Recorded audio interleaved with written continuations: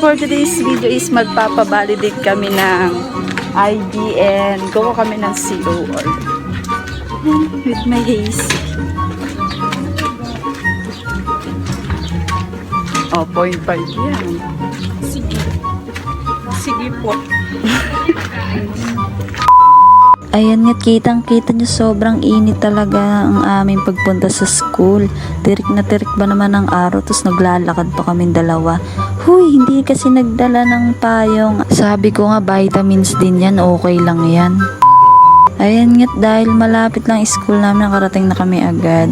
At ito, papunta na kami ng registrar para mag-fill up ng form dahil nga kukuha kami ng COR. Dahil nga maraming pila, pumunta muna kami dito sa library para magpa-validate na rin ng library card. Ayan nga, swerte namin at konti lang nakapila at binigyan na rin kami agad ni sir. Dahil nga marami din daw estudyante magpupunta, binigyan na rin kami niya agad. Push. Full push. O sige, ako na gumagawa nito, pull push. Ayan, papunta na kami sa registrar. Ayan, kitang-kita nyo naman, napakadami pa rin nakapila. Dahil sobrang dami nakapila ngayon, nagkasabay-sabay na yung magpapa-enroll, magpapa-add ng mga subjects. At ayan nga, nakita namin si Tintin. Then, nasabay na rin namin. Dahil sa sobrang daming tao, ayan, nagpa-xerox na nga sila ng sarili nilang form.